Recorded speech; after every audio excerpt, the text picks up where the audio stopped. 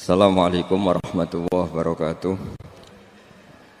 Bismillahirrahmanirrahim. Nahmaduka ya ghafuru ya syakuru. Mashalli wa sallim barik ala sayyidina maulana Muhammadin wa ala alihi wa sahbihi asma'in nama ba'du. Orang itu cara berpikir nuruti nafsu, itu yang bahaya. Makanya Quran ngeritik ara'aita man ittakhadha ilahahu hawa. Orang yang cara berpikir itu nuruti hawa nafsu. Kalau zaman Nabi, zaman sahabat, zaman ulama, itu enggak seperti itu.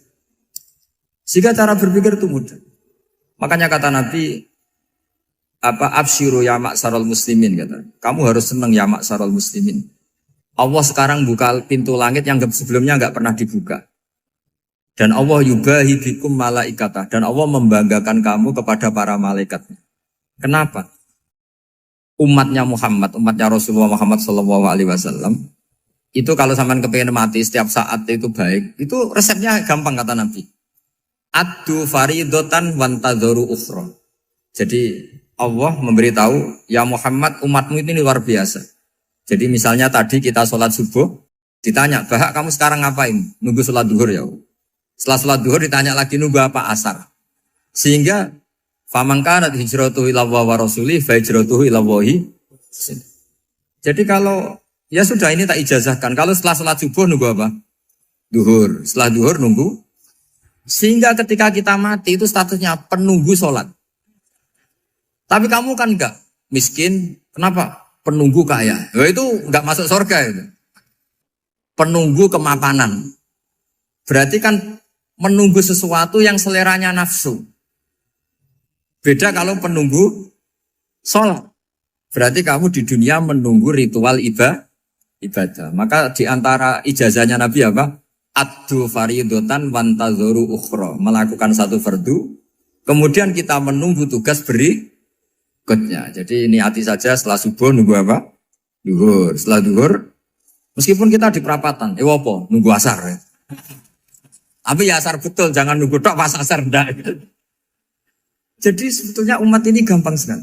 Jadi di antara kebanggaan Allah, yubahi itu Allah bangga dengan malaikatnya adalah umat ini adalah addu faridotan wantadzoru ukhra. Melakukan satu fardu, kemudian menunggu fardu yang lain. Dari mengkhidmati kampus, ingin mengkhidmati masyarakat. Dari satu masyarakat lokal Semarang menjadi sampai sekarang, sampai Banjarmasin. Unisula mau bikin kampus di sana, terus gitu. Dari satu tugas ke tugas yang lain. Makanya Islam diajarkan setelah satu tugas selesai, faida faruh tafan sok. Jadi sehingga hidup kita itu dinamis. Dari satu kebaikan menunggu kebaikan lain, dari satu kebaikan menunggu. Sehingga hidup kita ngapain? Nunggu satu kebaikan. Ini sudah masuk faman kanat hijratuhu ila Allah wa rasulih, fa hijratuhu ila Allah wa rasulih. Sehingga bayangkan kalau kita direkam Allah, Gusti kula ampun mati nak dereng sugih. Wis melarat puluhan tahun. Sakit, nunggu sesuatu sing sifatnya nafsu, kok pengen sugih. Sugih tok aja cukup. Tahu buruh wong sing tahu ngenyek ndekne lho, itu kan urung-urung wis dendam. Saya belum mau mati sebelum kaya dan buruhkan orang yang pernah melecehkan saya. Wis ngono akhirnya mati urung sugih. Berarti wis fakir matine hasud. Mau itu ngenes dunia akhirat kan kira-kira seperti itu. Kamu santai aja kalau fakir berarti meringankan hisab karena ada banyak harta. Yang mau dihisab papanya enggak punya apa-apa. Jadi saya mohon sekali ya, Islam itu mengawal kebahagiaan. Sebab itu sampai bahagia itu menjadi perintah Islam, qul bi fadlillah wa bi rahmatihi fa bidzalika falyafrahu. Karena dengan bahagia bi taat diharapkan orang Islam itu tidak bahagia atau cari kesenangan lewat jalur maksiat. Sehingga ciri utama wali apa? Ala inna awliya Allahi la khaufun alaihim walahum yahzan. Sehingga ulama dulu itu rileks-rileksnya. Termasuk yang saya ceritakan tadi, Imam Ahmad, Imam Syafi'i. Itu melihat apa saja rileks. Ya tadi kalau disenangi orang ya barokah, punya kawan kebaikan. Nak dineng ya barokah dineng di gedingi tonggo rada utang, ngeranjuk tulung gitu. Jadi rileks saja. Masyhur itu Imam Syafi'i ngendikan waman asaa ilaika faqat atlakoka.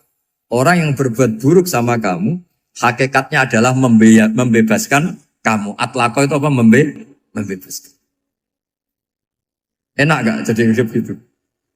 Kalau kamu kan enggak, Kok gedeng aku salahku apa? Malah kamu ujub tuh, orang kok gak tahu salahnya. Kamu jadi suami, istrinya ngomel, kurang apa saya sebagai suami? Ya kurang banyak, ndak ganteng, ndak kaya, ndak ini. Malah kalau diterangkan malah parah toh. Ya sudah rileks saja, kalau dia ngomel ya tadi, alhamdulillah dapat pahala tanpa apa? Biaya. Terus ngomel kan butuh energi, paling yang ndak kuat 3 jam. Nanti juga berhenti apa? Terus ambil nilai positifnya, misalnya ngomel sama suaminya, bagus lah. Kalau ngomel sama tetangga malah kayak apa gitu aja udah. Jadi ulama dulu itu gampang sekali melihat melihat hidup. Rasulullah ya gitu, melihat hidup tuh gampang saja. Ketika tanya, ya Aisyah apa ada sarapan? Tidak ada ya Rasulullah, ya sudah saya tak puasa. Jadi enteng saja. Kadang-kadang beliau ingin puasa ya puasa sunat, ada sarapan nggak jadi puasa. Rileks. Nabi itu rileks. Kalau ngajari kebaikan juga rileks. Nah sekarang itu banyak orang yang karena mungkin kurang baca. Islam itu kayak menjadi aturan yang bengis, yang repot, yang mengekang. Itu tidak seperti itu. Yuridu wa bikumul yusra, wala yuridu bikumul usra. Allah menghendaki agama ini mudah. Sehingga ada sahabat di Imami Mu'ad itu baca Baqarah. Sahabat ini pekerja petani. Mufarokoh ditinggal. Ketika Mu'ad lapor, ya Rasulullah ini ada orang munafik. Tengah-tengah sholat mufarokoh saya ditinggal. Yang disalahin itu tidak yang tinggal tapi Mu'ad. Afattanun anta ya Mu'ad. Kami itu tukang fitnah. Masa ngimami petani pakai surat Baqarah. Jadi yang disalahkan ini imamnya. Kalau kamu jadi imam, sholatnya ya yang cepat. Makanya terus banyak orang kecepatan karena tadi. Jadi Nabi itu enteng sekali. Jadi apa ya, Nabi itu beda dengan yang kita bayangkan beda. Nabi pernah ngaji di masjid, kemudian ada tetangga lewat pakai cangkul ke kebun. Semua sahabat gerutu. Ini orang tidak benar, ada Nabi ngaji ditinggal saja ke kebun, tidak ikut ngaji. Jawabannya Nabi tidak, itu bagus itu ikut sunnah saya. Kenapa ya Rasulullah? Dia kerjanya nyari halal. Dan untuk menghidupi keluarganya itu juga ajaran saya. Sehingga yang ngaji ya ajarannya Nabi, yang enggak ngaji karena kerja mencukupi keluarga juga ajarannya Nabi. Segampang ini. Oh, kalau kayaknya kamu kan, wes gak roh akhlak kan gitu. Nabi rileks saja Nabi. Sampai bisa lihat itu di bab Fadhailul Kasbi. Makanya ini penting sekali supaya orang itu berpikir Islam atau mendakwakan Islam itu berdasar sanad. Ya, yang mutasil yang pernah dilakukan Rasulullah SAW. Sesuatu yang dilarang Allah itu pasti madharat. Maka untuk melarang seseorang bergantung sama narkoba misalnya atau hal-hal yang bahaya pada fisik, itu satu tentu bagi ahlullah, tentu karena takut Allah. Tapi banyak masyarakat yang memang benar-benar bisa meninggalkan narkoba karena efek buruknya ganja. Bahwa itu mengakibatkan sakau, mengakibatkan tidak sadarkan diri, mengakibatkan kebangkrutan ekonomi macam-macam. Sehingga mereka benar-benar benci sama yang namanya narkoba. Jadi di antara manhajul Quran itu kalau mentakbih, memburuk-burukkan maksiat itu mesti dikritik innahu kana fahisyah. Innahu kana fahisyata wa maqta wa sa'a sabila. Innahu kana fahisyata wa sa'a sabila. Diulang beberapa kali. Sehingga dibutuhkan kecakapan untuk menganggap satu hal yang buruk itu fahsyah, sesuatu yang enggak rasional, sesuatu yang tidak positif, sesuatu yang pasti berdampak negatif. Sehingga kalau misalnya tadi dibacakan oleh Qori, kuntum khaira ummatin ukhrijat linnasi ta'muruna bil ma'ruf wa tanhauna 'anil munkar. Untuk berhenti dari kemungkaran itu satu takbihun litil kal munkar atau litil kal munkarat, bahwa munkarat itu kita cap, kita stigmasi bahwa itu buruk sekali. Seperti Nabi mengajarkan pemuda tadi, masa kamu suka ibu kamu digitukin lelaki lain, putri kamu, bule kamu, bude kamu, sehingga orang ini pikirannya termindset betapa buruknya zina. Sama seperti kita sukses memindset betapa buruknya narkoba, betapa buruknya bahan-bahan terlarang. Begitu juga seterusnya, terus pengkhianat dan sebagainya. Tapi problem manusia adalah Dia itu akan mencari kebahagiaan atau kesenangan sesaat. Maka caranya gimana? Keinginan senang lewat maksiat ini dilawan dengan nyaman dengan taat. Saya ulang lagi, nyaman dengan taat. Sehingga ulama dulu punya kalimatul munajat, artinya kalimat hubungan pribadi sama Allah yang menjadikan orang itu nyaman. Dan ini yang diajarkan kitab-kitab tasawuf. Kitab tasawuf itu sukses mengajarkan melihat alam raya ini semuanya nyaman, termasuk yang mengecewakan. Itu dianggap nyaman. Saya berkali-kali mengajarkan ilmu ini karena ini musalsal ila Rasulillah SAW. Itu pernah suatu saat Imam Ahmad itu dipanggil sama tetangganya, anak muda. Tentu Imam Ahmad ini orang yang sangat soleh, sangat waroi, sangat tunduk sama perintahnya Allah dan Rasul. Pemuda tadi manggil, ya Ahmad, datang ke rumah saya.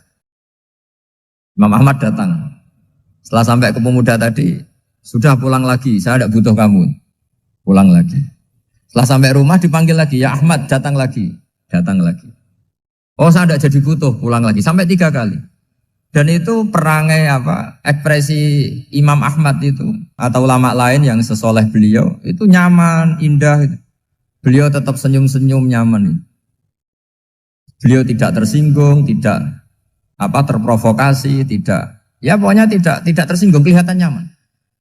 Lama-lama pemuda ini terus tanya, ya Ahmad, kamu saya perlakukan seperti ini kok tidak tersinggung? Kamu senyum-senyum saja, happy-happy saja. Jawabnya Imam Ahmad itu unik. Wahai pemuda, saya kamu panggil itu senang sekali.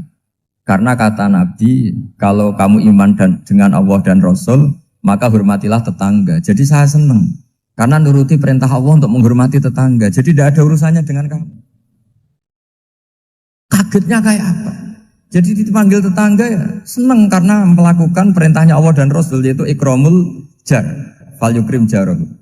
Disuruh pulang, kamu ingin saya pulang, ya saya pulang. Disuruh datang, ya saya datang. Jadi saya tidak tersinggung, saya tidak ada urusan dengan kamu. Urusan saya dengan Allah Subhanahu wa Ta'ala. Itu kalau bapak-bapak istrinya ngomel terus sabar itu ya bagus. Saya tidak punya urusan. Kalau kamu terprovokasi oleh istri, berarti kamu didikte oleh makhluk. Masa seorang rektor didikte makhluk? Kan tidak keren. Apalagi seorang Habib didikte makhluk, kan gak keren.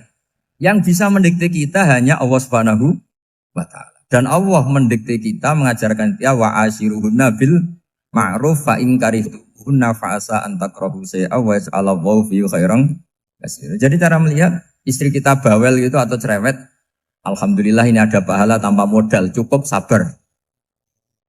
Kalau istri kamu sedang mesra, malah mintanya ke mall, malah biayanya tinggi. Murah mana dapat pahala dimarahin sama saat mesra minta ke mall? Milih yang pertama kan? Nah ya itu tidak usah modal. Ya gitu aja. Jadi kalau istri sedang marah bawel, anggap saja ini rezeki. Dapat pahala tanpa apa? Biaya. Nah, kalau pas rukun malah nantang ke mall, biayanya malah tinggi. Jadi ulama dulu itu melihat dunia itu happy. Pernah Imam Syafi'i dikasih tahu, orang yang tadi nyium tangan kamu ya, itu di rumah menghujat Anda. Jadi dia sopan hanya di depan Anda, kalau di luar menghujat Anda. Jawabnya Imam Syafi'i lucu. Ya baguslah. Yang cerita ini kaget. Kenapa bagus ya Aba Abdillah? Kalau manggil Imam Syafi'i ya Aba Abdillah. Ya berarti saya masih wibawa, di depan saya tidak berani katanya. Jadi dipandang enteng saja. Jadi kalau kamu di depan kamu istri kamu tidak berani belanja, tidak ada kamu belanja banyak, anggap saja Anda wibawa. Jadi enteng saja. Pernah Imam Syafi'i dikasih tahu, separuh dari kampung Anda itu gak suka kamu. Ya bagus lah. Kenapa? Oh nak rukun malah bakal utang katanya gitu. Kira-kira yang utang itu yang rukun apa yang neng-nengan? Yang rukun. Jadi enteng saja. Masyhur itu makalahnya Imam Syafi'i. Waman asa'a ilaika faqad atlaqaka. Orang yang berbuat buruk sama kamu berarti membebaskan kamu. Kalau saya sedang nenengan sama Habib Hasan Toha Putra, beliau naik Alphard gak nawarin saya sah karena baru nenengan. Tapi kalau sedang rukun malah harus repot mana? Rukun sama ndak rukun? Repot rukun sebetulnya. Jadi Imam Syafi'i itu happy saja. Kalau sedang rukun sama tetangga ya dianggap rukun itu satu kenikmatan. Sedang enggak rukun ya dianggap satu kenikmatan. Jadi orang dulu itu serilek itu melihat dunia. Kalau kita kan enggak, ego. Wah saya ini suami kok dimarahin istri. Wah ini egonya bangkit. Padahal egonya bangkit itu ada kebodohan di situ. Yaitu seorang rektor didikte seorang istri, seorang makhluk. Apalagi kalau Anda daftar wali itu tidak akan jadi wali. Ini wali kok tunduk sama makhluk. Karena didikte apa? Makhluk. Maka Imam Ahmad ketika tetangganya bully gitu ya santai saja, beliau happy. Ketika pemuda tadi eskal janggal, kenapa kamu gak tersinggung ya Ahmad? Memangnya saya harus tersinggung gimana? Kan tak panggil tidak jadi, tak panggil tidak jadi. Hei pemuda, saya ini tidak punya urusan dengan kamu. Saya nuruti kamu karena perintahnya. Saya senang melakukan perintah Allah, harus berbaik sama kamu. Sampai 3 kali. Ajarkan Muhammad atau katakan Muhammad pada umatmu. Sebaiknya atau seharusnya mereka hanya gembira dengan melihat fadlnya Allah dan rahmatnya Allah. Ini harus kita pahami mulai dari konstruksi yang paling pokok, yaitu akidah. 2 ahwal. Ahwal itu 1 perilaku sosial. 3 mutammimat, sesuatu yang tidak pokok, tapi kita butuhkan dalam mengawal hidup ini. Saya beri contoh, itu sampai maksiat, itu karena cari kesenangan. Misalnya baru penat itu, ingin seneng, ada orang yang macam-macam lah, ingin melihat maksiat, apa itu pornografi, apa nyabu, apa macam-macam. Itu sebetulnya agama punya konsep yang luar biasa, yaitu seharusnya seseorang itu gembira. Gembira dengan ketaatan.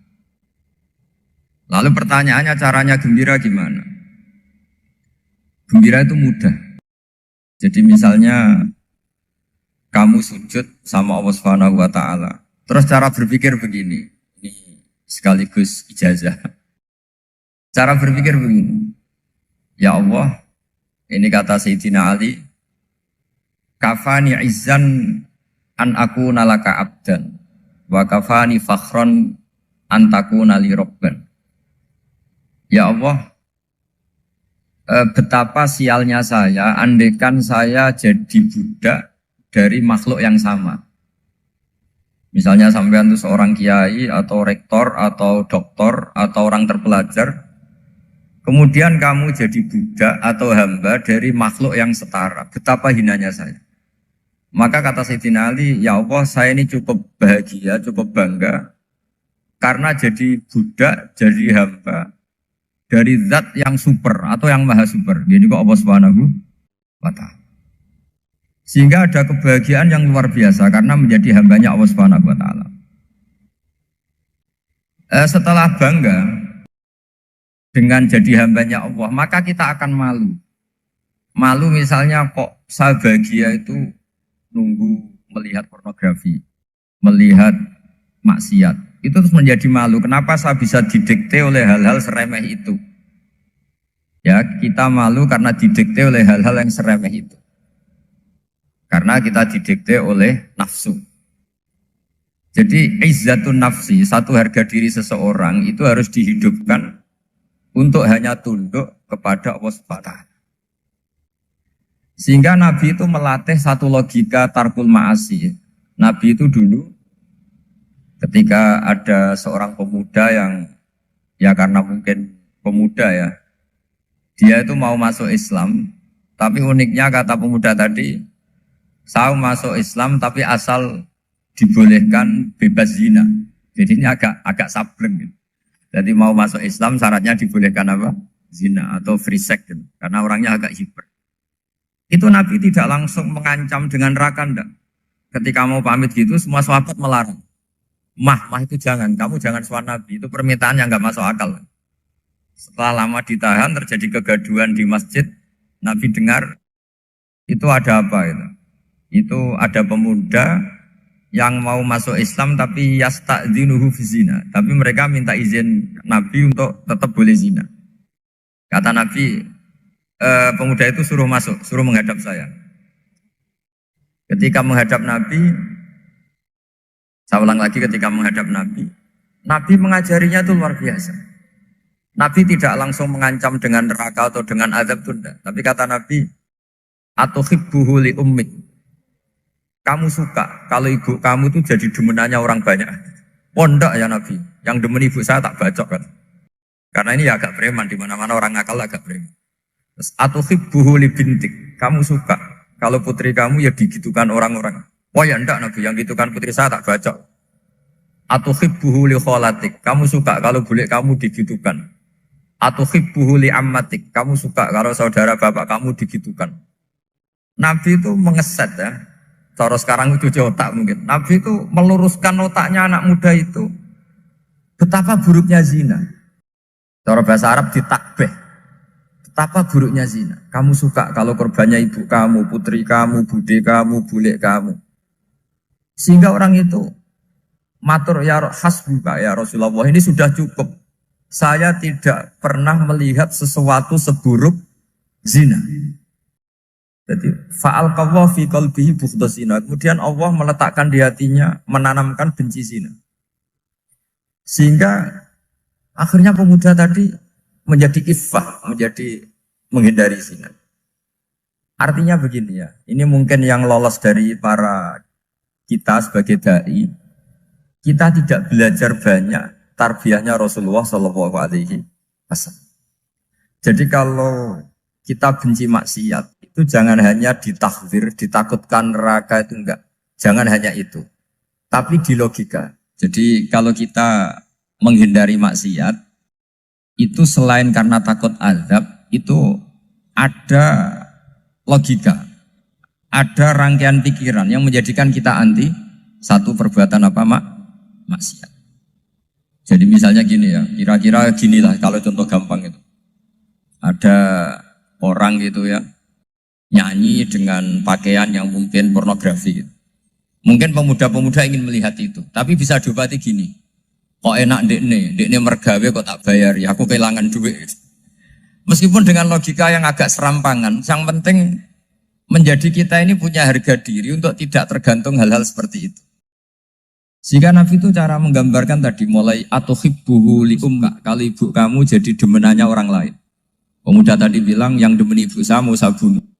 Ditambah lagi atuhibbuhu li bintik. Bagaimana kalau korbannya putri kamu, bule kamu, bude kamu.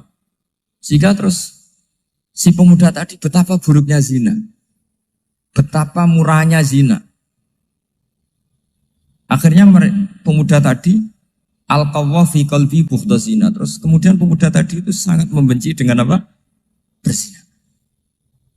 Nah, pikiran-pikiran seperti ini harus kita tanamkan.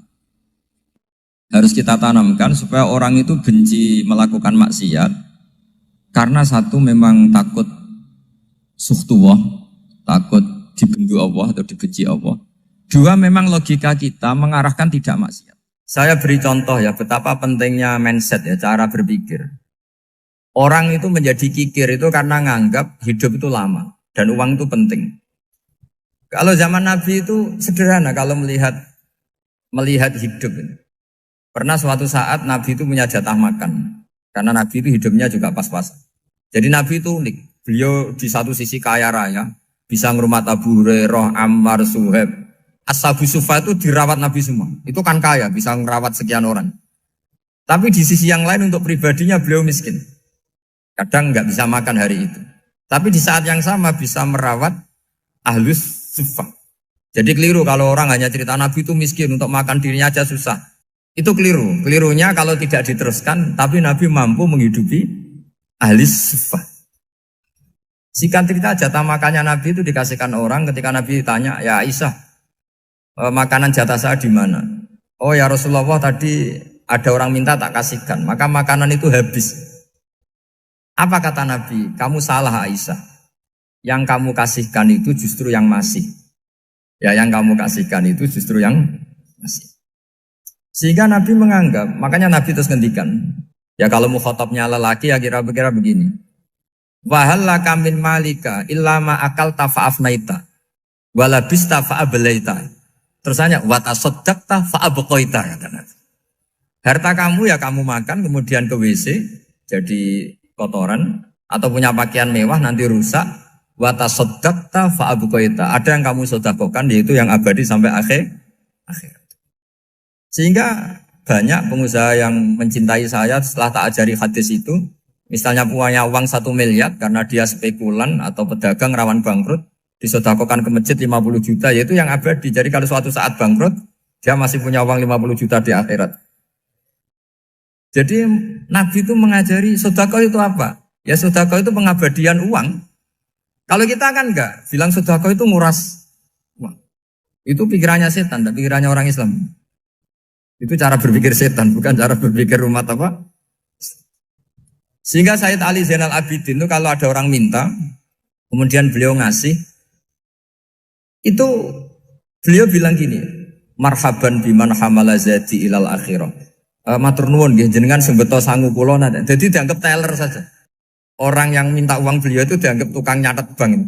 Karena sudah ditabungkan. Ya sudah. Kalau kita kan enggak, wah pengemis itu ganggu gini-gini. Kecuali pengemis profesi ya mungkin kita agak-agak enak. Mari zaman akhir itu ada pengemis apa? Profesi. Jadi repot teman. Terus tak beri contoh lagi kebahagiaan ketika kita milih Islam moderat. Islam kita diajarkan guru-guru kita, utamanya oleh guru kita Mbah Maimun. Saya juga sering ketemu beberapa ulama dunia, termasuk Habib Umar. Saya juga ikut sowan ke sini pas beliau sama Habib ini Hasan Toha Putra di sini sama orang-orang moderat. Itu cara berpikir juga luar biasa indah. Beliau pernah cerita ya, beberapa ulama lah, banyak yang cerita itu. Saya pernah diceritani seorang alim ketika ada orang ekstremis itu mau ngebom di tempat maksiat. Kebetulan yang maksiat itu kebanyakan ya orang Islam. Karena di negara yang mayoritas Islam. Ditanya sama Syekh Sa'rawi. Syekh Sa'rawi itu mufassir top di mana? Mesir. Ini mau tak habisin karena mereka orang Islam kok maksiat terus. Terus ditanya sama Imam Sa'rawi. Laumatu ala khini ma'asihim aina masiruhum. Kalau mereka mati dalam keadaan maksiat, mereka kemana? Ya ilanar, mereka pasti masuk neraka. Terus ditanya sama Imam Sa'rawi. Wahal masiruhum ilanar muradun nabi amlan. Punya umat maksiat kemudian mati masuk neraka, itu yang diinginkan Nabi apa enggak? Ya tidak aja. Ya sudah, enggak usah dibom, ditunggu tobatnya kata. Karena kalau mati dalam keadaan itu ke neraka dan itu tidak yang diinginkan Rasulullah Sallallahu Alaihi Wasallam. Terus ekstremis ini menjadi tobat, tidak berpikir ekstremis mas. Jadi orang itu harus berpikir mindset yang baik. Meskipun kadang berpikir baik itu ya agak-agak kacau. Ada seorang wali majdud, itu kalau berdoa agak kacau, tapi gak bisa dibantah. Masyhur itu doa itu. Ini sekaligus ijazah, tapi kalau sebelum wali gak boleh. Itu datang ke makamnya Rasulullah SAW. Terus doanya itu begini. Ya Allah, sekarang terserah engkau. Ya Allah, sekarang terserah engkau. Jika saya kamu jadikan orang soleh, jika saya engkau jadikan orang soleh, maka surra habibuk, maka kekasihmu ini senang. Yang susah musuhmu yaitu setan. Tapi kalau engkau menjadikan saya orang fasik, maka yang susah kekasihmu, yang senang musuhmu. Jangan punya dua pilihan itu. Wah itu kan doa tapi kayak teror itu. Ya jadi berdoa di Raudhah. Wah itu pasti mandi itu karena agak-agak maksa Tuhan itu. Ya Allah, engkau punya dua pilihan. Jika saya jadi orang soleh, maka kekasihmu ini senang. Musuhmu yang susah, yaitu setan. Tapi jika saya jadi orang fasik, maka musuhmu yang senang, kekasihmu yang susah. Mohon terserah jenengan, mau menyenangkan kekasihmu, apa menyenangkan musuhmu? Gitu. Kira-kira gimana? Kalau tertarik boleh doa itu dipraktekkan. Tapi kayaknya kalau copy paste itu gak keren, apa?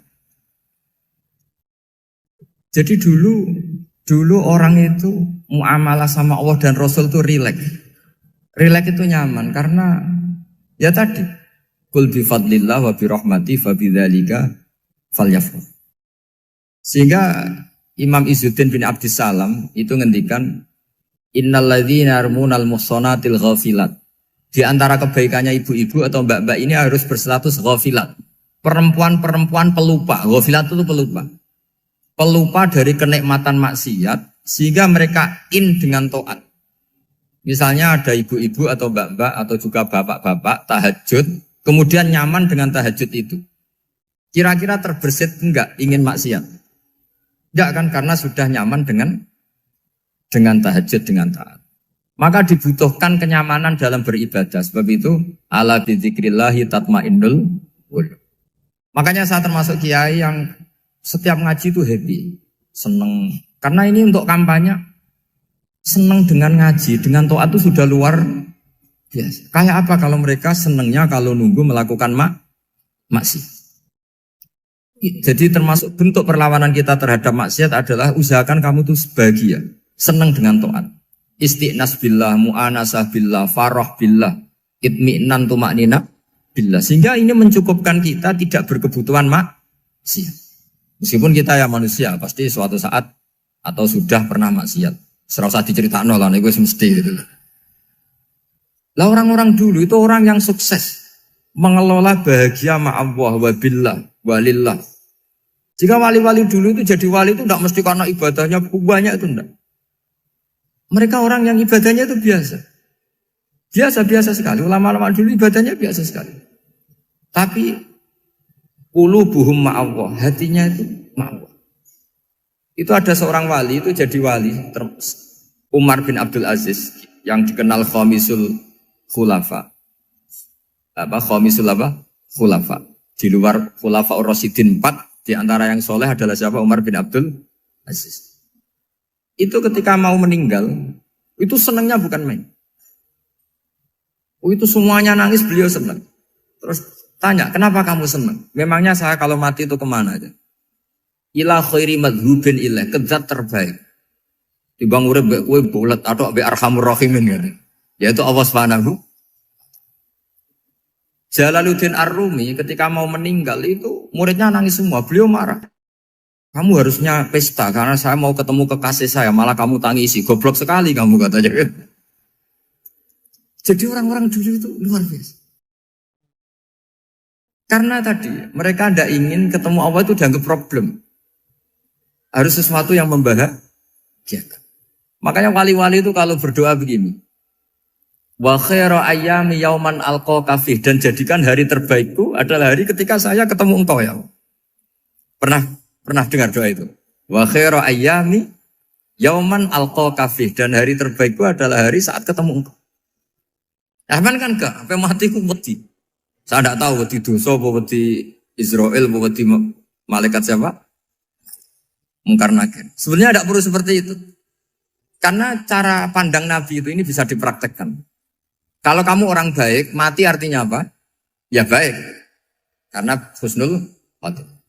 Kalau kamu orang yang buruk, itu kata Nabi, anggap saja mati itu akhir dari keburukan kamu. Nah, aku urip terus, malah maksiat terus. Maka Nabi itu kalau ngajari kita berdoa gini, Allah maj'alil hayata ziyadatan li fi kulli khairin wal mauta rohatan li min kulli syarri. Ya Allah, kalau saya hidup, ya anggap saja ziyadah fi kulli khairin, berpotensi nambahi kebaikan. Kalau saya mati, anggap saja ini akhir dari segala keburukan. Maka saya berkali-kali, banyak tradisi ulama-ulama NU, ulama-ulama pesantren, ya ada hanya NU, pokoknya ulama-ulama alim, itu kalau ada orang mati, orang nakal gitu mati, ini saya gitu, itu hadirin mesti gak terima. Wapi enang itu orang wakal. Tapi dipaksa sama kiainya, saya gitu, lama-lama dipaksa. Saya gitu, padahal yang hatinya kiai, wis ra iso maksiat meneh, wis saya gitu. Karena dengan mati berarti saya sudah tidak bisa maksiat lagi. Jadi Nabi melihat hidup dan mati itu segampang itu. Kalau al-hayata ziyadatan li fi kulli khairin wal mauta rohatan li min kulli syarr. Coba kita ke depan itu kan ada potensi zina, potensi korupsi, potensi maksiat. Yang bisa menghentikan potensi itu apa coba? Mati ya, udah pinter ya. Sudah maju berani mati. Berani. Tapi jangan di sini ngel-ngelo panitia. Artinya yang selama ini kita risau dengan kematian, dengan apa? Nabi ngajari kita tadi. Allah maj'alil hayata ziyadatan li fi kulli khairin wal mauta rohatan li min kulli syarr. Ya Allah, jadikan hidup ini sebagai bekal menambah kebaikan dan suatu saat kalau saya mati, semoga itu akhir dari segala keburukan. Jadi artinya Nabi itu ngajari kita itu positif terus. Sama seperti ulamanya tadi. Nak lagi rukun mbek tonggo ya sanggep ae kanca keapian. Nak nenengan ben ra utang ngoten. Dadi pokoknya penak terus itu loh. Nak bojo lagi ngamuk alhamdulillah gak ngajak belanja. Nak pas rukun ya alhamdulillah kok lagi rukun. Jadi gampang semua. Makanya ada seorang alim itu ngendikan begini, ada yang tanya. Saya tuh dulu ketika kaya, teman saya sering main ke saya. Setelah saya miskin, gak ada teman-teman yang ke saya. Dikira si Habib ini kebetulan orangnya Habib itu mendukung keluhan dia. Ternyata enggak. Si orang alim itu bilang gini, malah bagus toh gitu. Kowe wis melarat buruhe wong. Ya sudah kamu miskin, buruhnya orang lain. Misalnya tukang manol di pasar atau tukang becak. Kemudian teman-teman kamu datang, malah kamu malu tuh jadi tontonan. Bagus kalau mereka lupa, pas kamu miskin gak ada yang lihat katanya. Jadi apa ya, dianggap enteng saja gitu. Akhirnya orang ini gak jadi ngeluh. Selama ini kan kita ngeluh ya, ketika miskin teman-teman gak datang. Coba kalau mereka datang pas kamu buruh bikin botol di orang lain. Mantan bos buruh, malu gak? Milih datang apa enggak? Enggak lah, sudah bener itu. Jadi ulama dulu itu makanya sering baca biar tahu solusi hidup. Jadi ulama dulu tuh gampang sekali melihat kehidupan itu. Gampang sekali, indah, gampang. Kebahagiaan ini pula yang harus kita latih dalam melakukan ketaatan. Tapi memang obsesi saya terbesar atau cita-cita saya terbesar memang setiap ngaji saya ingin orang mukmin semuanya itu bahagia. Dengan bahagia itu mereka tidak neko-neko ingin mencari kebahagiaan lewat jalur apa maksiat. Sehingga dalam konstitusi ulama yang ditulis di kitab-kitab usul fikih, dan itu kitab yang saya kaji, selalu saya kaji, itu membela-bela sesuatu yang mubah itu sampai luar biasa. Karena melihat mubah itu, misalnya Anda tidur itu berstatus mubah. Anda bermain catur berstatus mubah. Anda rileks sama teman jagungan semalam dengan teman rektor atau dosen atau yayasan itu, melihatnya bukan mubah, tapi tarkul maksiyah. Misalnya saya semalaman asik musamarah itu jagungan malam sama Habib Toha Al-Munawwar. Itu awang hitungnya bukan, wah ini jagungan ngalor ngidul tidak penting tuh enggak. Malam itu bahak tidak ke dugem, tidak ke tempat maksiat. Sehingga ada ulama yang mengatakan mubah itu enggak ada. Saya ulang lagi, mubah itu tidak ada. Kan umumnya ulama bagikan wajib, ya kan, haram gitu. Terus diantaranya mubah, sunat, makruh. Ada ulama yang mengatakan mubah itu tidak ada. Kenapa? Logikanya begini, itsma min mubahin illa wa yatahaqqaqu bihi tarku haramimma. Karena ada mubah yang Anda lakukan kecuali saat itu pasti ditinggalkannya sebuah keharaman. Misalnya Anda sedang jagungan sama istri di luar, di rumah, asik di rumah semalaman. Mungkin bahas hal-hal yang ringan. Mungkin melihat sinetron atau apalah yang ringan. Tapi di situ terjadi Anda meninggalkan ke tempat-tempat maksiat. Sekarang ninggal maksiat itu wajib apa mubah? Wajib. Padahal Anda sedang melakukan mubah. Nah itu dicatat oleh Allah itu tarkul haram, meninggalkan keharam. Jika masyhur dalam cerita wali-wali itu, Abu Yazid yang seperti itu ibadahnya pernah tanya, ya Allah lalu yang makomnya orang seperti saya siapa? Karena beliau semalaman ibadah terus. Sama Allah dijawab, ya yang tidur di pinggir kamu itu. Abu Yazid, loh kok bisa ya Allah? Dia kan tidur terus. Ya kan dia tidur berarti meninggalkan keharaman. Ngomong sing potongan tukang maksiat itu apik turu apik melek kira-kira. Apik turu. Timbang sama nak melek pola wis turu ae kira-kira gitu. Jadi gak usah dipaksa tahajud, dipaksa qiyamul lail itu. Iya kalau qiyamul lail. Kalau dapat informasi, kesini ikut saya terus katut kan repot. Jadi perlawanan terhadap maksiat itu sebetulnya gampang dalam Islam karena tadi nggak ada sesuatu yang mubah kecuali saat dilakukan berakibat meninggalkan keharaman. Mudah sekali. Jika banyak orang jadi wali itu karena melakukan mubah. Itu ada orang jadi wali itu karena sering makan. Ya makan-makan biasa itu. Karena ketika makan, ya Allah, betapa doifnya saya. Katanya saya presiden, katanya saya rektor, saya kiai. Ternyata kalau nggak makan tuh lemes. Apa hebatnya makhluk yang bergantung makhluk yang lain, yaitu makanan. Nah karena seperti itu terus dia al-laja'illallah, terus dia sungkeman ning Allah. Betapa lemahnya saya. Sebab itu ketika Quran mengkritik dan dengan tanda kutip kemungkinan Tuhannya Isa bin Maryam, itu ngeritiknya sederhana Quran itu. Mal masih ibnu Maryam illa rasul qad khalas min qablihir rusul wa ummuhu siddiqah kana yaqulanit ta'am. Isa itu tidak Tuhan, wong dia makan. Kamu kebayang nggak misalnya punya Tuhan, wah tadi Tuhan mampir ke rumah saya, dia lemes. Setelah tak kasih makan sehat lagi gitu. Itu kan nggak kebayang. Tapi Tuhan marung di rumah saya, lemes tak gratisin, kayaknya tidak punya uang gitu. Setelah makan, wah gairah lagi. Kebayang nggak punya Tuhan seperti itu. Sehingga Quran kalau gejolak sederhana, karena yakulanit ta'am. Sehingga wali-wali itu kalau makan itu sadar lemahnya dirinya, betapa dirinya tergantung makanan. Sesuatu yang tergantung itu artinya tidak hebat, tidak Tuhan. Jadi untuk menjadi wali, untuk menjadi dapat ridhonya Allah itu sebenarnya sederhana. Termasuk ada cara jadi wali yang agak kacau, tapi ini ya benar, asal niatnya benar.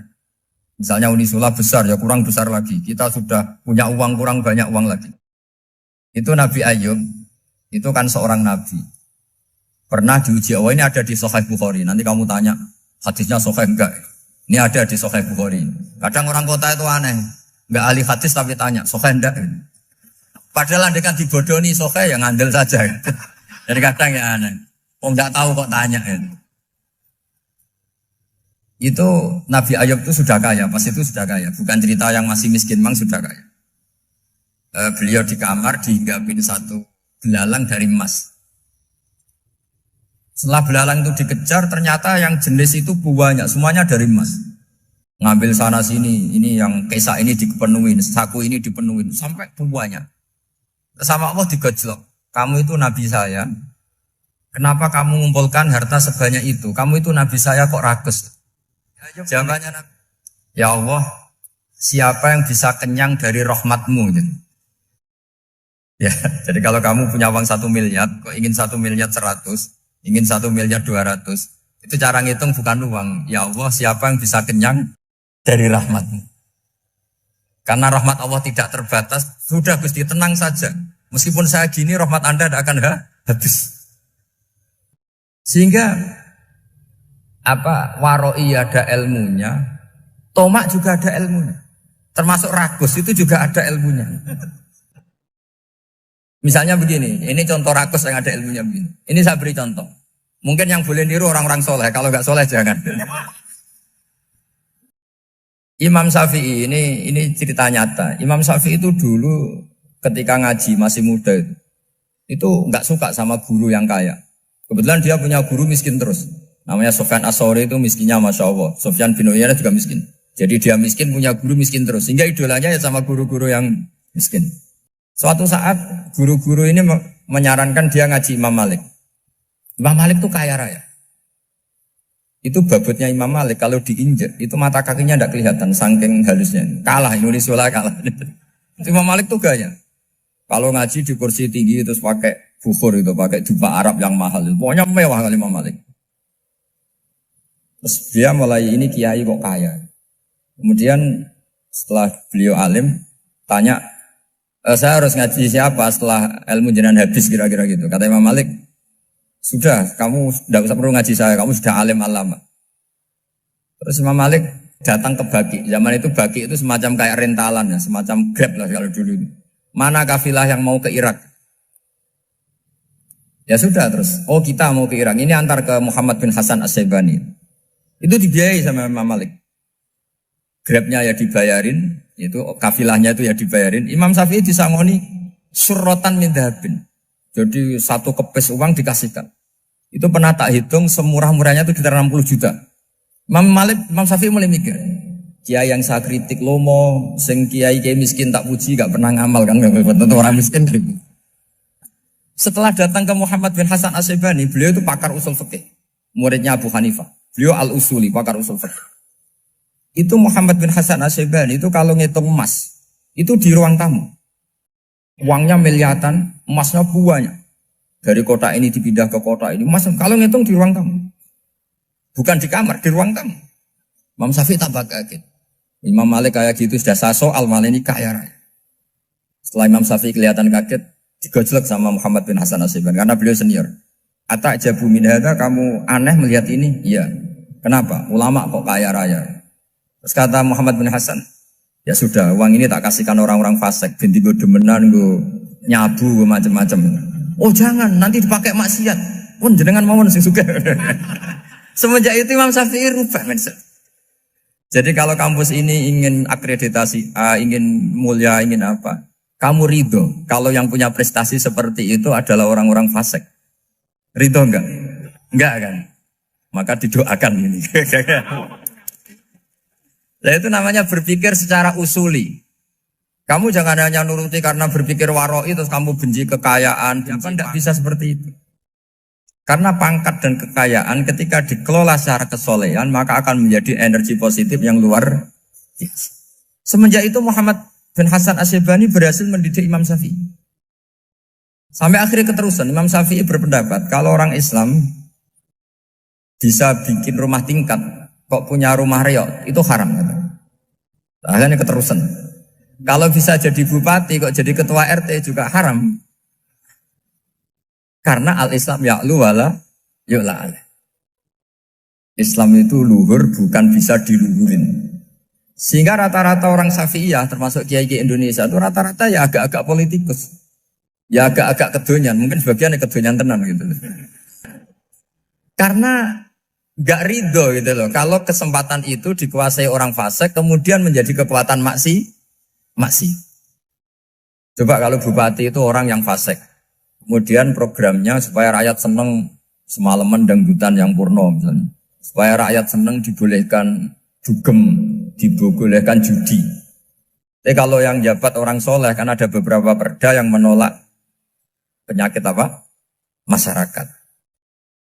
Jadi kamu jangan melihat bahwa kepangkatan ini hanya sebagai alat korupsi, alat otoriter. Enggak. Asal kena orang soleh, maka ini menjadi energi kesolehan atau energi positif. Sebab itu ketika Allah muji para nabi yang soleh, diantaranya disifati apa? Faqad ataina ala Ibrahim al-kitab wal hikmata, terusannya wa atainahum mulkan azim. Dan Nabi Ibrahim dan keluarganya tak kasih kerajaan yang besar. Nah sekarang masih banyak orang yang cara pandang ngapain bikin Unisula yang megah, ngapain berambisi punya akreditasi A dan sebagainya. Menyoal seperti itu salah secara usul fikih. Karena secara usul fikih kesempatan yang baik tentu harus diperjuangkan oleh orang-orang yang soleh. Karena ini supaya jadi otoritas yang positif. Itu dulu ada latihannya. Jadi orang dulu itu gampang sekali ketika milih miskin ditanya, kenapa miskin? Saya ingin hisab saya ringan. Tapi ketika mereka kaya, yang soleh, supaya harta ini tidak dipakai orang yang nanti dipakai maksiat. Kita misalnya orang soleh mau pangkat, karena kita ada ridho, kepangkatan itu dipegang orang maksiat, kemudian menjadi energi maksiat. Begitu juga seterusnya. Maka ulama dulu itu rileks. Sampai Senawawi Al-Bantani itu nanti bisa dicek di tafsir. Qul hal yastawil ladzina ya'lamuna wal ladzina la ya'lamun. Beliau muji-muji ulama. Kemudian ada seorang yang agak hasut mungkin. Tanya begini. Hebatnya ulama itu begini-begini. Terus ditanya, tapi kenapa kita sering melihat ulama ngantri proposal di rumahnya bupati? Kan? Sementara bupati nggak pernah datang ke ulama ngaji ihya. Jawabannya Imam Senawawi itu unik. Ya karena ulama itu tahu gunanya uang, sehingga nyari uang untuk pondok, untuk masjid. Sementara bupatinya tidak tahu gunanya ilmu, maka tidak pernah ngaji. Jadi ya ringan saja. Jadi ya sudah seperti itu. Jadi kalau ada ulama kedonyan, anggap saja karena tahu gunanya uang. Jadi kenapa ulama ngantri di kabupaten, bukan bupati ngantri di ulama? Jawabannya karena ulama tahu gunanya. Wah, sementara bupatinya nggak tahu gunanya ilmu. Ya, kira-kira gitu lah. Ada ustadz tidak ganteng, kesensem rondo cantik, karena tahu gunanya ustadz itu. Artinya tahu gunanya kalau saya nikah nanti punya anak jadi gus, kan dia kiai gitu. Tapi rondonya raro gunanya dia karena miskin gitu. Jadi ulama dulu itu rileks. Rileks, menafsirkan apa saja itu rileks, termasuk saat terpojok. Itu rileks. Karena semuanya dianalisis pakai ilmu. Sehingga ciri utama wali itu apa? Ala inna awliya Allahi la khaufun alaihim walahum yahzanun. Enggak ada rasa takut, enggak ada rasa gampang. Karena melihat sesuatu itu gampang saja. Saya ulang lagi, melihat sesuatu itu gampang saja, ringan. Jadi makanya ini pentingnya ngaji Quran. Saya mohon lah, ini BG, ini BSG. Setidaknya kamu lihat didikte Quran lah pikiran kita. Mulai dulu itu Allah sudah membayangkan, dan itu pasti terjadi. Ada kelompok sing wa akharuna atarafu bidzunub. Penting i'tarafu bidzunubihim. Falam yuharrim halalan wala yuhallilu haraman. Sepenting itu kaidah di fikih itu. Kamu jangan pernah menghalalkan yang haram, jangan pernah juga mengharamkan yang sudah. Kalau salah i'tarafu bidzunubihim. Makanya di antara aturan istighfar gimana? Kita Rabbana dzulamna anfusana, itu aturan istighfar. Kamu merasa salah dulu. Misalnya saya jadi pegawai negeri, misalnya saya Pak Zarkasi ini di Kemenak. Mungkin kerjanya benar, atmosfernya benar, semuanya benar. Tapi tetap saja salah. Kamu itu dipinterkan itu supaya idza roja'u ilaihi maling biru kaum mau idza roja'il malah gak roja'u, malah roja'u ila departemen. Dalam kebenaran kita pun pasti ada salah, apalagi dalam misalnya saya datang ke Jakarta gini kan ya benar. Datang ke sini ke Begit, kon mulang, sampean dengarkan ya benar. Tapi tanyakan anak saya yang di rumah yang kelas 3. Bapak kenapa sih ke Jakarta? Ya? Salah cara dia. Dan nanti kalau Allah lebih melihat anak saya, hanya anak kecil yang nggak berdosa, saya tetap salah ke sini. Meskipun dosa saya ditanggung sampean.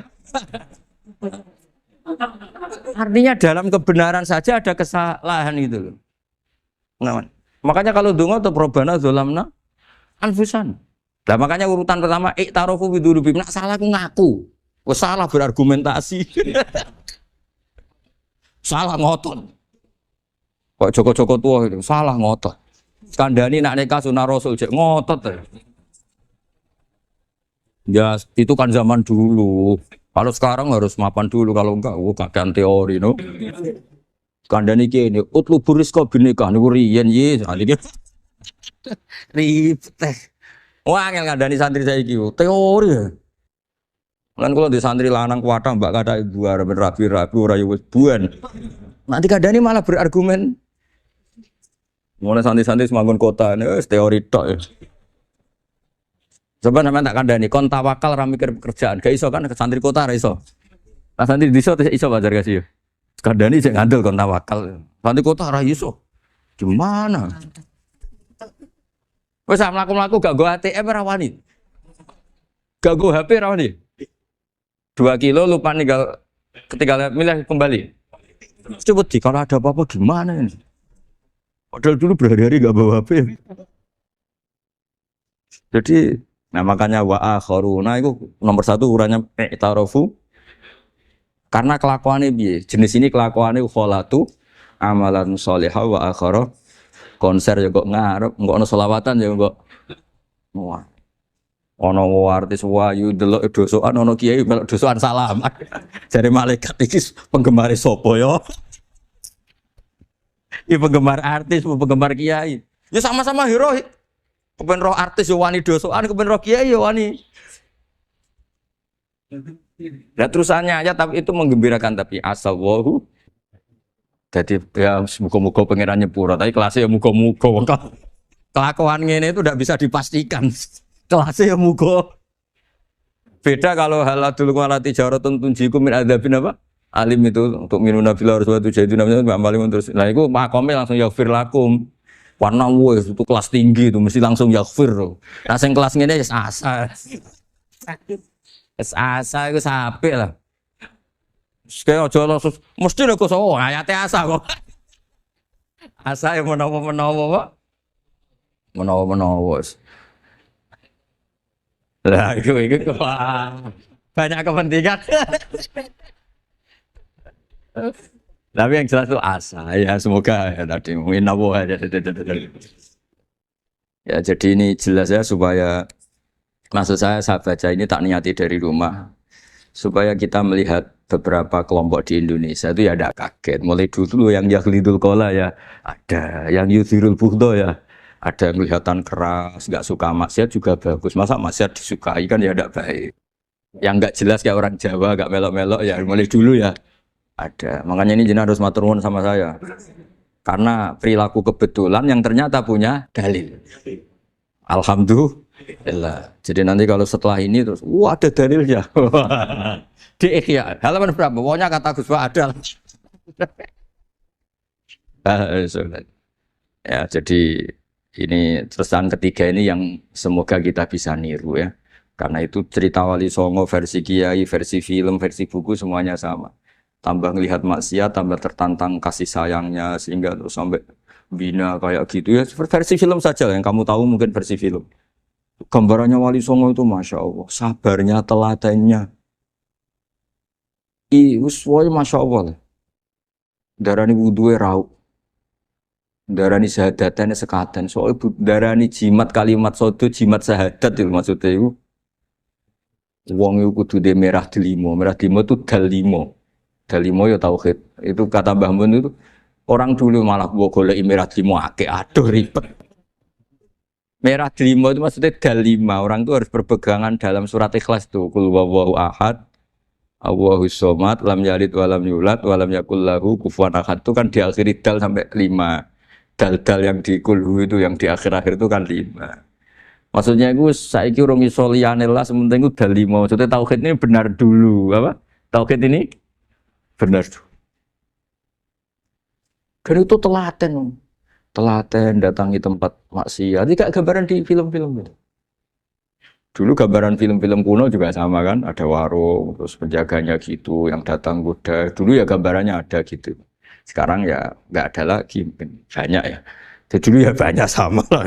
Untuk ukuran zaman itu ya banyak sama. Tapi telatennya, orang Jawa bilang apa ya dituruti. Darani sloko laila. Sloko itu maknanya suluk gitu.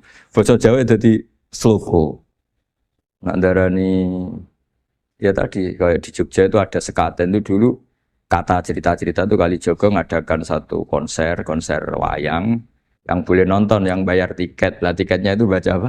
Syahadat. Terus darani sekaten dari kata apa? Syahadat. Ya dituruti orang kok terus ini enggak fusha ini.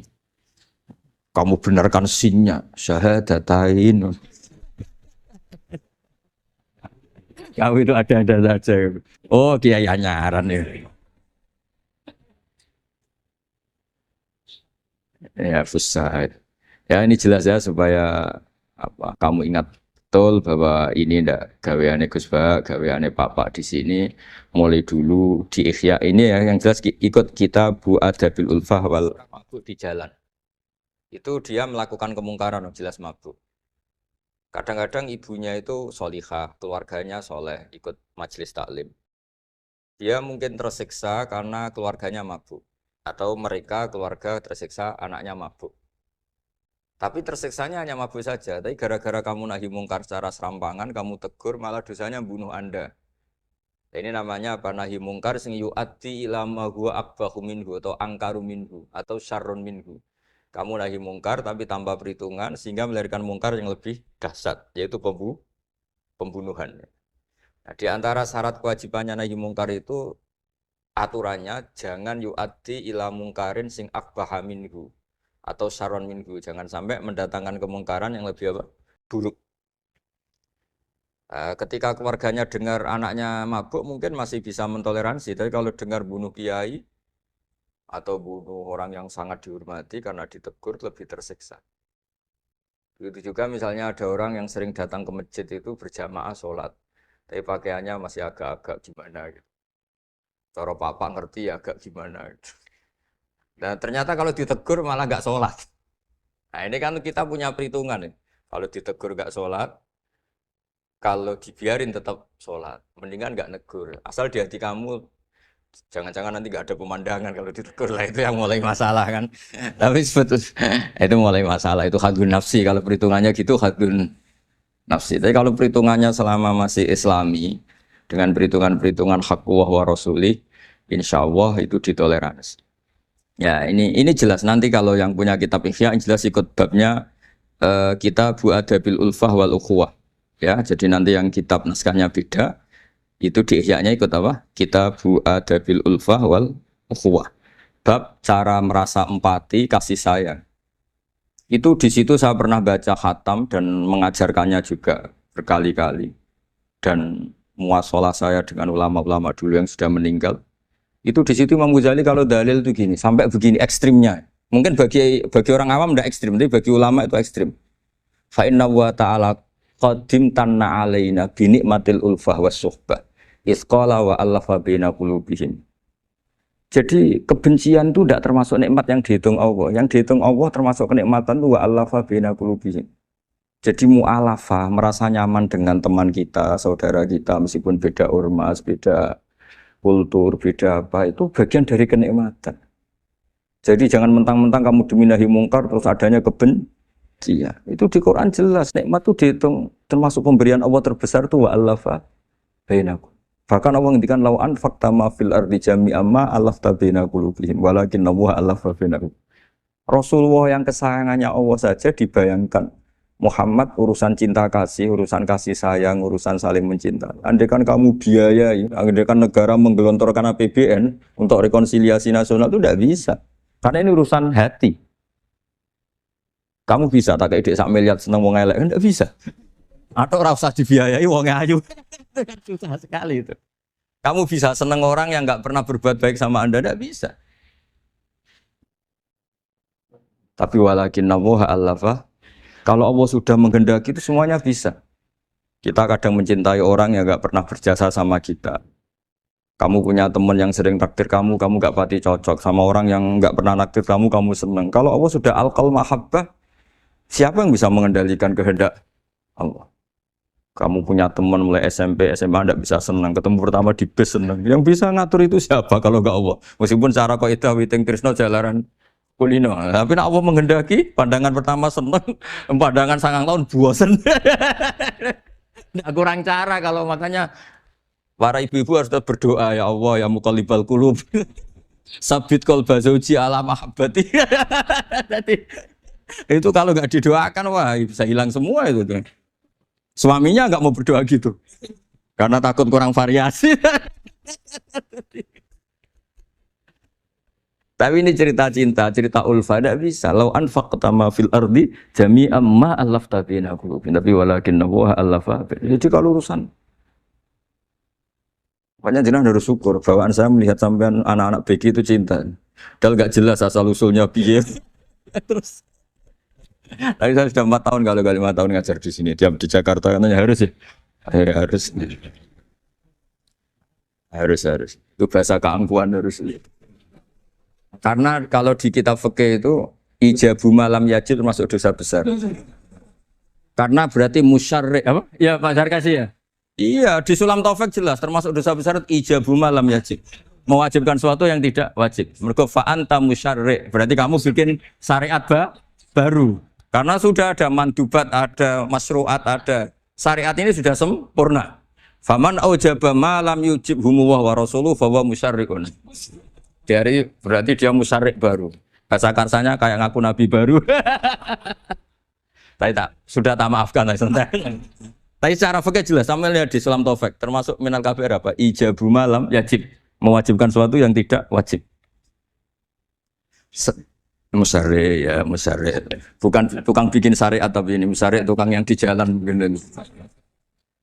Di antara makalah yang ini contoh ini untuk anak-anak BG untuk PSG. Tak warai caranya jadi wong alim ini jujur saja, enggak niat sombong. Saya itu kalau punya makalah itu sampai begini. Ini itu satu makalah sebelum dicetak itu berupa buku ini. Ini begini modelnya. Jadi referensi yang sama tak tulis dari berbagai kitab yang berbeda. Dulu ketika Syekhina Kiai Memun Zubair masih sugeng, tiap ketemu itu dicek. Itu dari kitab apa? Jadi selain referensi secara mudawana, Al-Kutubul Mudawana, juga dikonfirmasi berkali-kali. Misalnya gini, orang sekarang itu nggak siap dakwah orang yang ahli maksiat. Dulu itu zaman Nabi dakwah itu malah nggak sekedar nggak maksiat, masih kafir yang didakwai. Pertama Quran turun tidak ada qul ya ayyuhan nahdiyun, qul ya ayyuhal muhammadiyun, yang ada malah qul ya ayyuhal kafirun karena yang didakwai orang kafir. Jadi kalau kamu nyari dakwah yang sudah orang steril, sudah soleh semua itu orang Jawa nguyai segoro, sekarang soleh kok bu dakwah. Jadi memang tantangannya dakwah itu ke objek yang kita nggak siap. Nggak siapnya mungkin kita beda agama, mungkin beda kultur, beda kesolehan tuh. Ya, jadi ini tak baca beberapa makalahnya orang dulu. Ketika melihat saudara kita, teman kita atau tetangga kita melakukan maksiat atau sedang maksiat. Tak baca Arabnya dulu mungkin sebagian, nanti itu mungkin biar barokah. Ini teks aslinya Imam Ghazali. Wa turuqus salafi qad ikhtalafat fi izharil bughdi ma ahlil ma'asi. Semua orang salaf berbeda-beda dalam memperlihatkan ketidaksukaan ma ahlil ma'asi. Tentu kita semua tidak suka perzinaan, nggak suka mabuan, nggak suka togel, nggak suka judi. Terus fa'in kulta ini yang mulai dialek gitu ya. Fa'in kulta itu andaikan ada satu pertanyaan, yaitu yang mulai halaman 20. Fa'aqallu darajati fi izharil bughdi al-hajru wal i'radu wa qat'ur rifqi wal i'anah. Fahal yajibu dzalika hatta ya'siyal abdu bitarkih. Fa'aqulu la yadkhulu dzalika fi dhahiril ilmi tahta taklif wal ijab. Fa innana na'lamu annal ladzina syaribul khamra wa ta'atau al-fawahisha fi zamani Rasulillah sallallahu alaihi wasallam as-sahabah maka yuhjaruna bil kulliyah. Dulu zaman Nabi juga banyak orang-orang yang masih mabuk, masih melakukan hal-hal yang buruk. Tapi mereka yang sedang maksiat atau baru berstatus fasik, itu maka yuhjaruna bil kulliyah. Tidak begitu ditinggalkan saja atau asingkan begitu saja. Balkanu munqasimina fihim ilaman yasdidul qawla alaih. Sebagian sahabat kalau melihat orang yang mabuk, yang enggak benar, keras.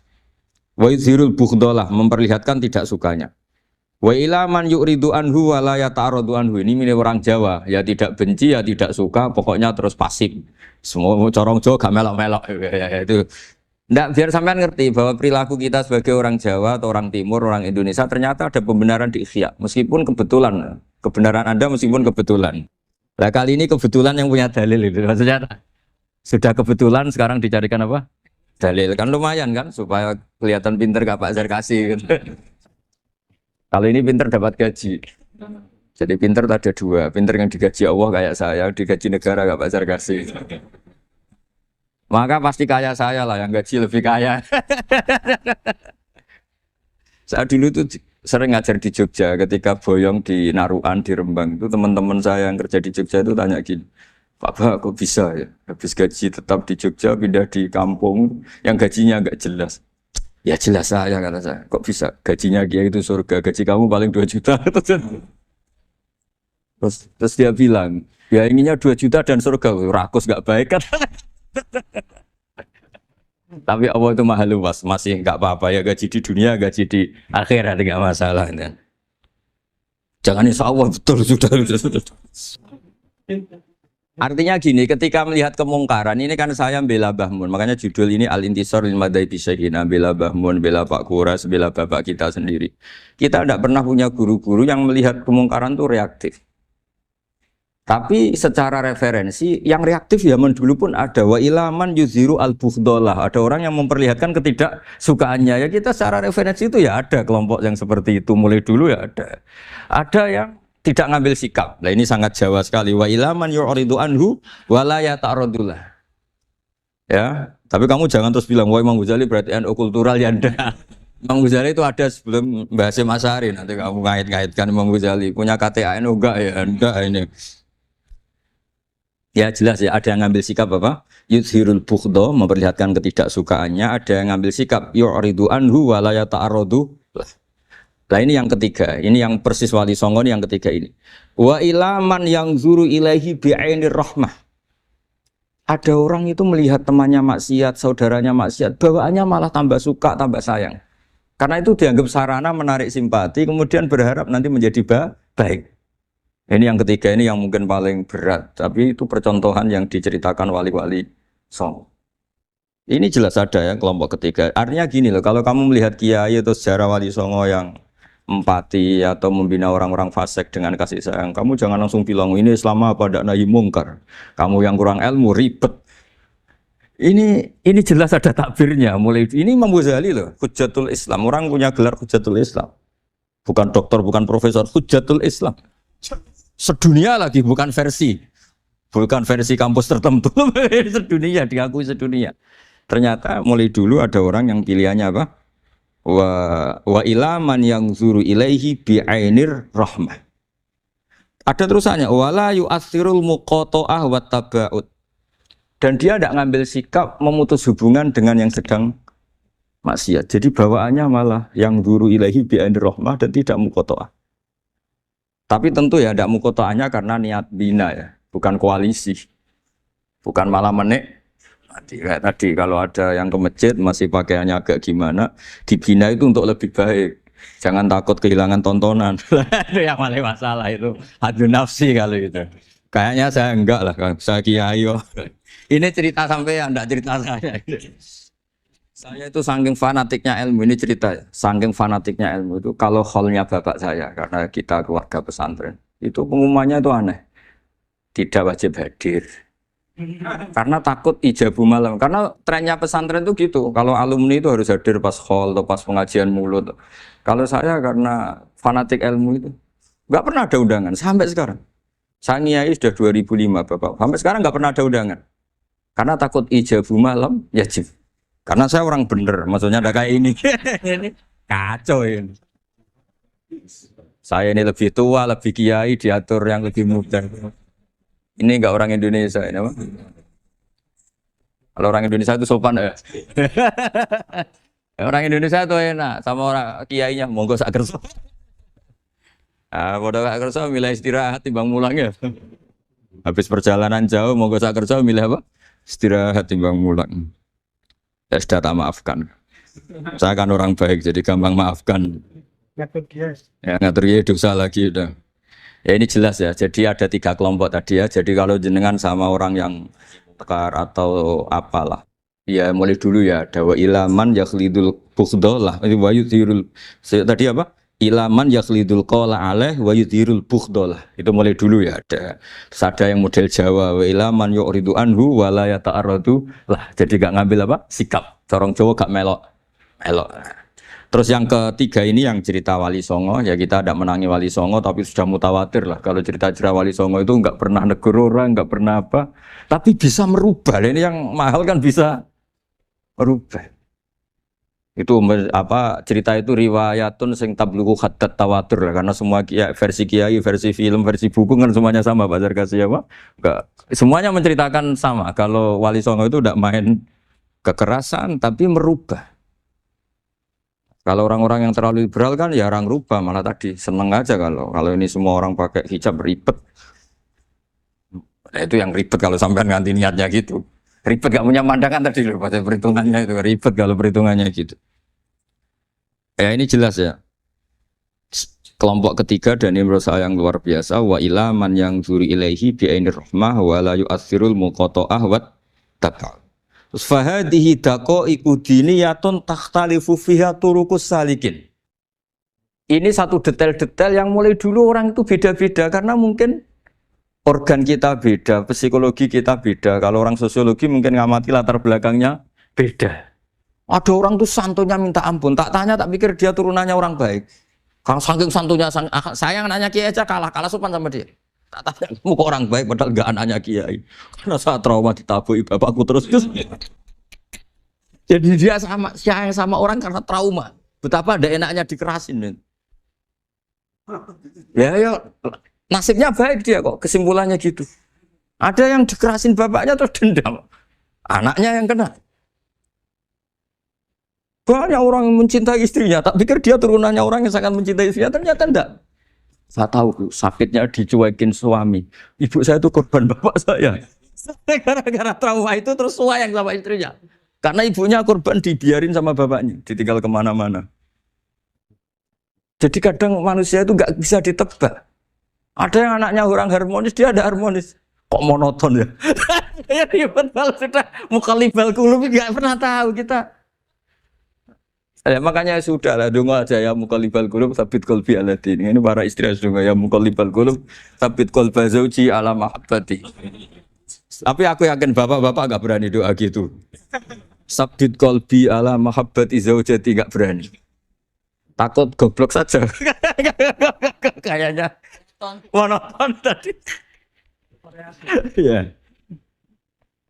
Ya jadi jelas ya, ini masalah-masalah yang nggak mungkin ada kesepakatan ya. Ini jelas fahadihi daqaiqu diniyah takhtalifu fiha turuqus salikin. Nah, daqaiq itu artinya gini ya. Daqaiq itu sudah detail.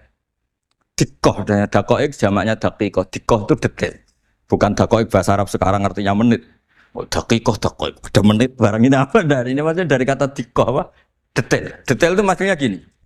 Saya beri contoh ya, semoga contoh ini tidak menyinggung siapapun ya, karena ini murni contoh. Misalnya ini ada warung kopi ya, warung kopi itu dijaga orang cantik, ramah. Terus ini itu dijaga orang solihah tapi judes. Sini boleh utang, ini nggak boleh utang. Ini contoh gampang saja, contoh yang awam saja, model goblok saja lah. Kita ngaji model awam saja. Terus kamu orang netral. Masih netral ya tidak soleh-soleh banget, ya tidak fasik-fasik banget. Ya kayak kelas-kelas gini kan nggak soleh-soleh banget, agak. Ya nggak jelas lah bahasa pasnya itu nggak jelas. Kalau bahasa Qur'annya wa akharuna atarafu bidunubihim kholatu malan solihah wa akhara. Delok kiai ya gelem, delok wedok ya gelem. Konser ya teko, pengajian ya teko, ini jenis kholatu amalan solihah. Wa akhara saya. Jadi Quran sudah gambarkan. Makanya kelompok kayak kamu itu termasuk kelompok yang dibayangkan Quran. Tapi ya taruhu bidunubihim kalau malam ya istighfar. Astagfirullah. Sudah pas lah gambaran Quran itu pas sudah kamu partainya itulah jelas sudah. Kan kita enggak mungkin partai wa minhum sabiqum bil khairati fi ndak lah. Ambune ndak kelihatan. Kalau kalian sudah wali pasti saya tahu kan ada daftarnya. Wali itu ada daftarnya, ada anggotanya, ada apa? Ada membernya ya betul ya. Ya saya ulang lagi ya. Ini solihahnya solihah itu ya solihah. Ini misalnya orang ya gitulah. Saya tidak mengatakan sampai nyuwun sewu orang nakal enggak. Pokoknya ini solihah banget, ini biasa misalnya. Terus tapi ini ramah, sudah ramah boleh utang. Cantiknya sama, kamu jangan bayangkan cantiknya sama. Cantiknya sama atau jeleknya sama. Kemudian ini boleh ngutangi saja, servisnya boleh ngutangi saja. Itu kira-kira kamu marung kemana? Ke sini kan? Yang boleh utang kan? Karena al-insan abdul ihsan. Nah di sini juga sama. Jangan-jangan anak-anak muda itu suka jagongan di gardu di tempat orang nakal karena ada kopi gratis, boleh nyetel tip bebas. Sementara sowan ke orang soleh harus banyak etika, banyak tatanan. Nah jangan-jangan mereka agak tertarik kita di sini ihsan, merasa dapat baiknya si yang punya rumah, di kita enggak. Nah, di sini sirnya kenapa kiai alim itu sama anak-anak muda sunuyon santai. Itu awal dakwah itu karena manusia itu pasti al-insan abdul ihsan. Manusia itu budaknya kebaikan. Makanya kenapa kiai Jawa itu suka nyuwun sewu mayoran, suka makan-makan. Itu bukan terus buat kok iku sunai Rasul piye dalile piye. Ini urusan dakoek sesuatu yang hitung-hitungannya sudah jelimet. Bukan tekstualis, ini sudah jelimet. Jangan sampai di tempat orang-orang nyuwun sewu yang kurang baik itu makan-makan mayoran, ketemu wong saleh mentuk ijazah we. Kon maca ngene, kon poso ngene kan. Nah ini cerita aja, kamu enggak, makanya saya bilang enggak perlu nyinggung siapa, ini teori. Dakoek itu. Nah, tapi kalau bawaannya orang soleh itu rileks. Bapak saya itu saya menyaksikan, setiap sama tamu itu guyon. Tamu belum duduk aja mesti ibu dibilangin kon gak nomam. Karena tamu zaman dulu itu memang sering gak kelar marung. Tamu saya guys, apa bertamu nang hotel, mangan sih ribet. Nah, kalau al-insan abdul ihsan, jangan-jangan orang kesini itu Allah nyalakan kita karena kita salahnya kurang ihsan. Makanya diantaranya doanya orang-orang dulu ya Allah jangan berikan ke orang-orang fajir, orang-orang fasik satu kenikmatan yang saya harus berutang jasa ke mereka. Karena berat, ke depan itu berat. Jadi jangan-jangan kita dakwah tidak mandi itu kurang kompetisi lah itu. Lah makanya Wali Songo itu sikapnya simpati. Ya tadi. Makanya terus guyonan di dunia sufi, meskipun guyonan itu masuk akal. Kok tidak marung yang solihah, kok marung yang enggak solihah? Kalau yang ini senyum, ini merengut. Nah, di sini pentingnya senyum.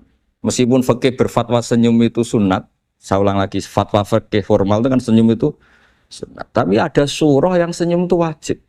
Ya tadi misalnya kamu kalau jadi kiai senyum orang ngaji ke kamu, tapi kalau kamu nggak senyum orang ke ngaji yang aliran sesat, misalnya belajar yang aliran sesat. Hanya karena orang netral itu untuk ngukurnya senyum. Bawaan sowan kiai dimarahin ya sowan yang nggak kiai nggak dimarahin misalnya. Nah di sini hebatnya Quran. Bayangannya walaupun tafadzul ghalidul qalbi lan faddu min qawli. Kalau kamu jadi kiai kurang simpati pasti orang itu bubar. Di sini fatwa fikih sudah tidak berjalan kalau senyum itu sunat. Ada wajib. Tapi bukan wajib yang keliru kak tadi jabu malam wajib enggak, ini wajib yang karena hitung-hitungan syariah itu. Lo coba ya, mana ada wong soleh yang top ya. Sekedar kita mungkin pegawai negeri atau lurah, orang ke kita harus prosedur. Sementara kadang ke tempat yang kurang baik, nggak usah prosedur. Orang kan nyaman nggak diatur timbang diatur. Bawaan gitu saja sudah membatasi akses kebaikan kan? Jadi lepas dari kita tidak bisa melakukan, tidak apa-apa. Ini kan kita fair secara ilmiah, hitung-hitungannya gitu. Dakoek itu kira-kira hitung-hitungannya begitu. Makanya kiai-kiai yang dulu itu meskipun dalamnya dibatasin karena kiai juga butuh istirahat, butuh macam-macam. Kalau pondok itu enggak 24 jam karena semua orang bisa ngakses. Saya tuh kalau ngaji Rebo itu ribuan, enggak mulai orang jelas, enggak jelas, setengah jelas, yang wali, setengah bulat, setengah buron, ada semua. Sampai ada yang setengah buron pernah ketemu polisi yang ngaji. Saya ini mau nangkap kamu malah ketemu di sini jadi. Jadi sudah lah Pak atas nama hormat Gus Pak nangkapnya nanti aja. Karena ketemunya pas ngaji. Karena kebaikan tidak boleh dibatasi. Coba kalau saat pengajian tak batasin, yang dokter saja, yang DRS saja, yang begini saja. Sementara dangdutan nggak dibatasi. Suatu saat maksiat lebih besar ketimbang ngaji. Itu saya ditanya Allah, salah mbak batasin. Saya juga nggak bisa jawab kan kira-kira gitu. Nah ini dakoi, maksudnya ini cerita saya tidak ingin nyinggung siapa ini, maksudnya dakoi itu suatu yang perhitungannya detail. Detail itu jelimet. Ya saya teruskan ya. Tapi kamu jangan kaget kalau setiap angkatan beda. Ini jelas wa yakunu amalu kulli wahidin ala ma yaqtadi halu. Terus wa muqtadul ahwal fi hadil umur imma makruha aw manduba fatakunu fi rutbatil fadail wala tantahi ila tahrim wal ijab. Nah ini jelas. Metode-metode itu sudahlah. Paling kalau benar ya mandubah, kalau salah ya makruha. Kamu jangan kalau orang salah metode tahrim, enggak bisa. Oh metode itu misalnya gini, ada orang enggak nahi mungkar. Oh ini haram, kiai udah punya kepedulian enggak nahi mungkar. Ya jangan gitu, itu urusan manhat. Manhat itu enggak bisa berstatus tahrim atau ijab karena ini fleksibel bimuqtadul hal wal waqti. Jadi ini alimnya Imam Ghazali. Ya, tidak bisa. Fa inna dakhil tahta taklif aslu ma'rifah lillah wa aslu kubadalika qad la yata'adda minal mahbub bila ghairihi wa innamal mu'tadi ifratul khub wastila'u wa dalika la yadkhulu fil fatwa wa tahta dhahiri taklif. Jadi rasa itu tidak bisa dikendalikan taklif. Artinya gini, agama saja itu tidak bisa ngatur-ngatur rasa. Ini kan misalnya gini, contoh gampang ya, kamu tidak usah tersinggung, pasti kamu mengalami, bukan mungkin tapi pasti mengalami. Wadah orang rokokan, keriting, jualek, puwesek, wedut rokokan, itu rokokan dulu. Itu kayak mau angkel. Wah, semua angkel harus dianggap cawe itu orang bener. Baru ketemu cah wayu menarik rokokan. Mesti oleh mangkel itu. Wes jawab jujur, enggak usah munafik kamu. Betul ya? Ya betul. Jadi itu enggak bisa terus. Misalnya wong tuamu pesen ngene, "Cung, kowe aja geman pacaran mbek cah wedok sing rokokan." Jebule sing rokokan wayu cuantik wong sopan pesen. Yo rokokan tapi sopan. Terus kowe mesti ibu ngono. Larangan kok ngono gitu. Tapi misalnya sing rokokan welek gendut keriting. Wes lungguhe nyigrek, bener ibu ora oleh pati. Ternyata pembenaran Anda ini butuh fakta yang lain gitu loh. Ya itu elek be ayu gitu Mas. Lu kayak ngandel gak? Makanya guyonan yang kiai-kiai kan gitu. Pak Kaji, anak sampean tombok innalillah. Tapi menang. Itu ya guyonan, tapi menurut saya itu betapa manusia itu mudah diombang-ambingkan nih. Masyhur tuh guyonan di kiai-kiai. Pak Kaji ono cawe itu numpak sepeda motor GL Max Pro, dan di saya kan sepeda lanang. Wah, luput suwo kebablasan. Bareng ngono to. Tapi niku ponakane jenengan, muga-muga terus pura pangeran. Ternyata orang reaksi ya berdasar kroni kan. Kalau yang maksiat orang lain yang tidak hubungan dengan kita, ben dilanat pangeran gitu. Setelah dikasih tahu ini ku ponakane jenengan. Muga-muga terus pura pangeran. Jangan-jangan kita juga gitu loh. Dengar orang yang maksiat di tempat-tempat maksiat langsung benci. Tapi bareng dikabari, ini ku koncone jenengan sing nate nyervit gratis jenengan traktir. Muga-muga bareng itu. Reaksinya. Karena al-insan Abdul Ihsan. Jadi ini bukan fatwa yang mengikat ndak. Nanti takut ijabu malam yajib tadi. Tapi ini kita ngomong ilmiah. Kita ngendikan ilmu berdasar yang difatwakan Imam Ghazali di kitab apa? Ihya. Jadi ini pernah tak baca di depan 100 ulama di pas 100 harinya mungkin lebih ribuan mungkin yang datang pas acara itu. Dan itu dilegitimasi. Jadi ini mutafak lah. Karena saya tidak ngomong mingki bali nafsi tapi berdasar teks yang ada di Ihya. Soal nanti misalnya kita salah di interpretasi atau salah di perilaku, ya itu normal kita sebagai manusia. Tapi saya pastikan kitab ini orisinil. Bahwa mulai dulu menanggapi kemaksiatan, kemungkaran itu terjadi 3 kelompok. Tapi semuanya tentu ingin merubah. Saya pastikan yang yahlidul qola juga tidak karena kebencian pribadi. Yang lunak juga bukan karena menikmati. Lah yang ribet kita ini kan lunak karena ini kalau yang cantik ke masjid sudah Islami, wah gak ada pemandangan lah itu ya ribet. Jadi gayanya halus tapi banyak kepentingan.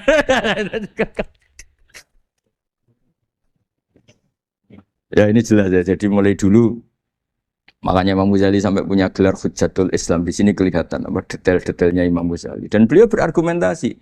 Zaman sahabat pun ketika melihat seperti itu ya beda-beda kan. Di antara yang didawahkan beliau kan mulai periode apa? Sahabat kan. Beliau ngendikan apa itu? Fa inna na'lamu annal ladzina syaribul khamra wa ta'atu al-fawahisha fi zamani Rasulillah sahabah maka nuyuhjaruna bil kulliyah bal kanu munqasimina. Jadi beliau cerita mulai dulu masyhur kan dulu di sahabat. Ya, itu ada orang namanya Nuaiman, kila namanya Abdullah. Itu di Bukhari jelas. Wa kana yulaqabu khimaron. Saking gableknya itu teman-temannya kalau manggil tuh khimar. Terus wa kana yuthiqu Rasulullah katsiran. Dan dia yang orang yang mudah memperbuat Nabi itu tertawa-tawa. Bawaannya itu bodoni mbek Nabi. Masyhur itu.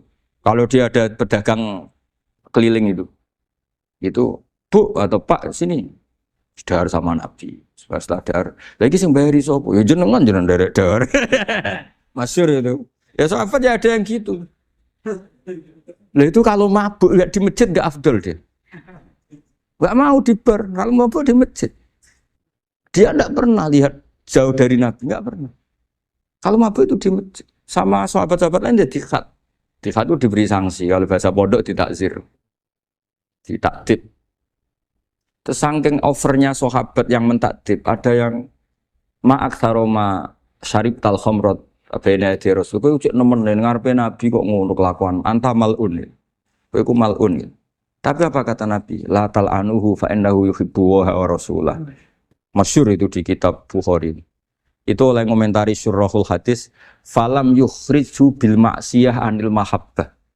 Ternyata ketika orang ini maksiat, Nabi masih mensifati punya. Karena dia tidak mau jauh dari Nabi. Kan banyak orang-orang fasik yang bawaannya nggak mau jauh dari kiai. Makanya orang Indonesia itu kemungkinan tidak tobat itu kecil karena pas nakal ya cek para kiai. Dijazai ya cek diwoco. Jadi misalnya nyon sewu bar delok maksiat entek 1 juta, ini orang masjid ya cek nyumbang. Coba kok mau saya ketahui. Cek orang imbang gitu. Tapi buahnya. Jadi akhirnya ya orang ini orang baik. Saya punya tetangga kalau tukaran sama suaminya itu jujur betul. Kenapa nak tagekno kopi ra gelem, senane ngopi ning warung. Ning kono nak nyugoi mbek senyum kowe ora. Istri kamu kalau nyugoi, oh ngombe. Di warung kan ngersakno nopo. Padahal cantiknya kadang ya sama atau kadang cantik istri kamu. Gara-gara dua. Lah itu sudah takoek apa? Takoek. Ini urusan kompetisi itu. Ke kiai dimarahin, ke sini di servis. Ini monggo lah kita belajar bahwa karena sebagian riwayat disebut Rasul Akli Badal Iman Billah At-Tawaddud Ilan Nas. Setelah kita berargumentasi ilmiah secara tauhid, urutan jawab berikutnya At-Tawaddud Ilan Nas. Kita harus bersikap simpatik dengan harapan simpatik itu membawa orang ila wahi wa rasuli. Kita tidak punya kepentingan pribadi, punya pengaruh banyak, membernya banyak, tidak lah ma'adha wa min dalik, tidak. Tapi setelah kita at-tawaddud ilan nas, coba Rasulullah itu tiru. Sholat itu kayak apa baiknya? Logikanya barang baik tambah lama tambah baik. Tapi itu mukhalafah, itu bertentangan dengan sunnahnya manusia yang suka cepat. Nyatanya imam yang cepat itu yang lama itu yang disalahkan Nabi. Logikanya kan sholat lama, Qur'annya fase. Yang imam itu Mu'ad bin Jabal. Nggak muntah itu, nggak apa. Mu'ad itu sahabat paling fase, paling alim. Artinya bacaannya itu udah bikin kuping panas. Ini yang ngomong ini tidak saya. Itu ketika kelamaan, yang disalahkan Nabi itu yang kelamaan. Karena supaya orang seneng sholat, ya sholat itu jangan jadi problem dong. Cara nggak jadi problem gimana ya? Jangan lama. Kayak apa agama ini? Sholat loh, sebaik sholat aja dikompromikan dengan hukum sosial.